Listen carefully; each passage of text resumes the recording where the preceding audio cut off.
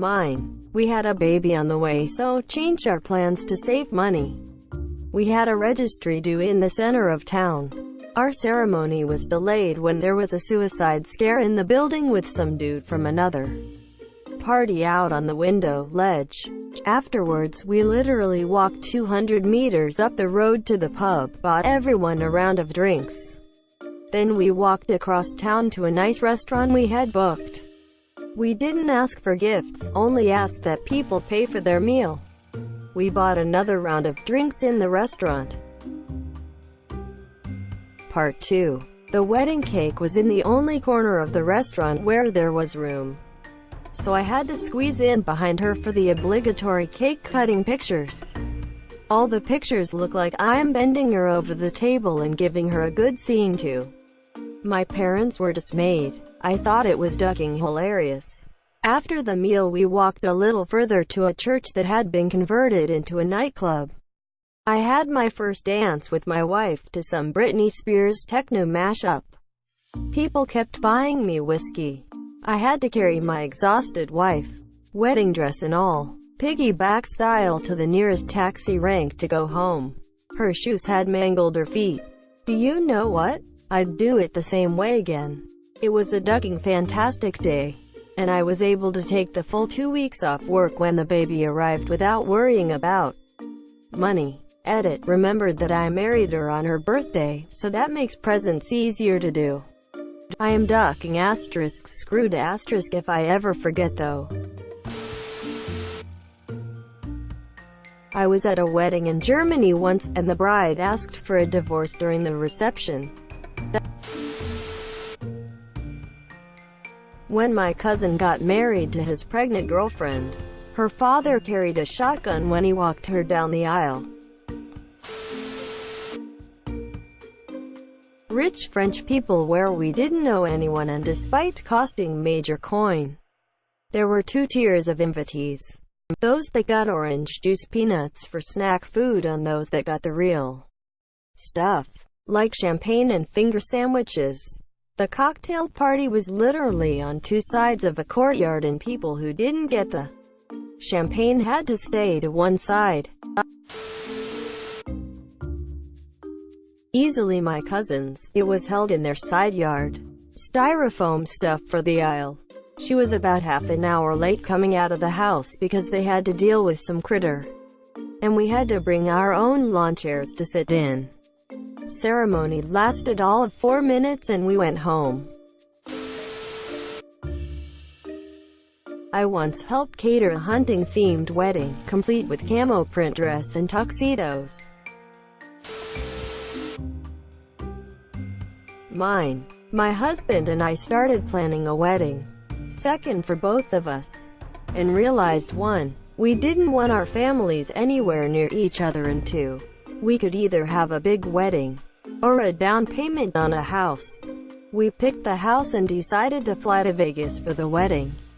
My one condition I put on getting married in Vegas when he suggested it was that I got to make it look as much like a drunk mistake as possible. I wore a yellow backless dress with rhinestones, and he had a white suit with a Hawaiian shirt to match my dress. We were married at 11 p.m. on Friday the 13th by an Elvis, with a Dog the Bounty Hunter impersonator and black drag queen in attendance. She cried because we looked so happy. Also, there were 8 or 10 drunk Oklahomans, all in odd wedding veils, Groucho Marx glasses, or strange hats, who wanted to see a real Vegas wedding and just walked in and sat down. Elvis had to restart the band, his iPod, 3 times during my trip down the aisle because it kept cutting out. We wrote our own vows and referred to each other as duck face during the ceremony. We had an amazing time. The photos are killer, and we're still happily wed. 10 out of 10 would do again. Edit. For those asking, there's now a photo attached in the comments. http://imager.com/1u8coku. Hands down the worst wedding I've ever been to. My 20 years older step-cousin married a girl from the grade above me in high school that I vaguely knew but wasn't friends with. Asterisk the pastor went on a 10-minute sermon in the middle of the wedding ceremony about divorce. This was doubly awkward because there were 9 parents present due to multiple parental divorces on both sides. Asterisk the reception was in the basement of a bowling alley where the bride and groom liked to get drunk. Asterisk they forewent a receiving line after the ceremony and promised to have one at the beginning of the reception. They were over a half-hour late to their own reception. The receiving line never happened and they never visited with their guests. Asterisk the entire bridal party showed up at the reception absolutely trashed and only proceeded to get more drunk. Part 2. Asterisk it was freezing cold in the reception hall. Asterisk most of the guests were over the age of 45. So of course they proceeded to play hardcore rock at painful volume that prevented all conversation. Asterisk the wedding cake was cheesecake with frosting on it. It was cut in such a way that it looked like normal cake. Everyone was unpleasantly surprised when they took their first bite. It was not good cheesecake. Asterisk the bride got so very drunk that someone tied a balloon to her bustle and she never noticed. Asterisk she also had a sobbing fit all over my mother about how glad she was that my mom came. She had never met my mother before. Most people bailed about 2.5 hours into the reception after the cake was served. The bride and groom weren't actually very interested in each other. He was very wealthy and she needed financial stability. It didn't matter from who. He needed emotional stability afforded by marriage. It didn't matter from who. She was, maybe still is, having an affair with someone else, who just so happens to be one of her teachers from high school. He knows and doesn't care. They got married anyway and it was awkward because only the friends of the couple knew what was actually going on. Here's the kicker. The bride specifically requested that the DJ play Panic at the Disco's I Write Sins Not Tragedies. I wasn't going to comment, but honestly after reading these comments I realize how truly special my uncle's redneck wedding was. Some notable things about the redneck wedding. To host the wedding in my uncle's backyard they had to spend about an hour that morning, though the wedding was planned for months, moving rusted-out car parts out of the way. And by out of the way I mean from the backyard to the front yard, and then covering them with a tarp. The entire backyard was dotted with massive patches of dead grass now, but nobody seemed to mind. A yard sale was happening next door simultaneously, which many of the guests made purchases at, including myself. $4 lava lamp. Couldn't resist. Part 2. The inside of the house was so disastrous none of the adult guests set foot in it. Myself and some of the other younger guests made a game of seeing who could tolerate the stench inside the house longest. Nobody lasted a full minute. There was literally garbage covering every surface with paths cut through the trash for movement. The garbage was so high it reached the bottom of the Christmas tree, which was still up in July. Predicting the state of the house, one of the guests' donation to the potluck-style wedding dinner was a porta-potty. God is my witness. This man arranged to have a porta-potty brought into the bride and groom's backyard so the other guests wouldn't have to deal with the filth of the house, and nobody objected to that, or thought it out of place at all. Other contributions to the potluck dinner include weenies and beans, slices of bologna with Kraft singles rolled up and stuck with a toothpick as hors d'oeuvres, and 2 buckets of KFC chicken. Part 3. Most of the bridesmaids had those sitting walker things like a mobility scooter. All were morbidly obese. One had an oxygen tank. All were smoking cigarettes. The grooms all wore their nicest ball caps during the ceremony. The bride and groom didn't have a full set of teeth between them. At one point during the ceremony, the bride's brother gave us all a special surprise, which consisted of him using some sort of explosives to fire tiny plastic weights tied to Canada flag parachutes into the air. When I asked why he did this, I was told they're Canada flags, at which point all confusion dissipated. Part 4. The dinner and reception were held at the local Legion, essentially a bar for old people, specifically veterans. Not sure if other nations have something similar. There were 6 rascal scooters parked outside the Legion when I got there.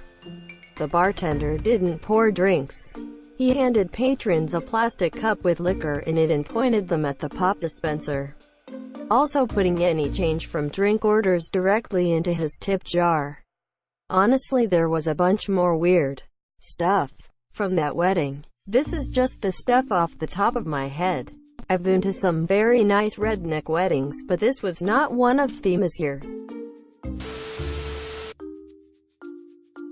I wouldn't call him a friend, but a guy the first knew for a long time was always a shut-in and a pathological liar. He would lie about anything and everything, from having his own apartment 2 cities over, to his dad giving him a $100,000 on his 20th birthday.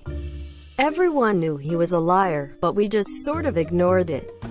He had his normal days where he was tolerable. Anyway, he came out to the bars with us, which was rare, one night, and ended up hooking up with this bat stuff crazy girl who was sitting out on the bar's balcony by herself. She got hammered and came inside where we were playing pool and started barfing everywhere. Long story short, he got her pregnant and decided to marry her. Part 2. His parents were wealthy and pretty upset with the ordeal because this chick was completely off her rocker. They paid for the wedding anyway, and it went as follows. Asterisk, front yard of a trailer with chain-linked fences where the wedding was. They had a plastic altar. Asterisk, it had just rained, so the ground was like quicksand.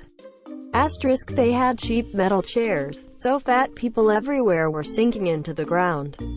Asterisk, they rented a Golden Corral chocolate wonderfall that people kept tripping over and turning it off, resulting in a big old doo-doo looking mountain. Asterisk, the only bridesmaid was also the DJ, with a fully equipped iPad and some $10 computer speakers that were also sinking into the mud. Asterisk, as they walked down the makeshift aisle of swamp tears, they rickrolled us. Part 3. Asterisk, there was no alcohol, but his mother was loaded, crying, and utterly defeated the entire day. I think that was about everything. Since then, they had another kid. We bumped into them randomly at a Ren festival, where he told me she had went to England for 2 months or so to bang a dude she met online. She told him she was leaving him and wanted nothing to do with the 2 kids. So this was her last time to see them this year. Since then, they are apparently back together. Her Facebook status is still showing as single, but they live together, so maybe it's working out. Asterisk, asterisk, TLDR, don't stick your dick in crazy. Asterisk, asterisk, edit. Oh, stuff I forgot to add. The superhero of our story here also posted a GoFundMe on Facebook probably a year after the 2 got married, saying he had cancer. A bunch of friends and family donated money to him, but I had a hunch.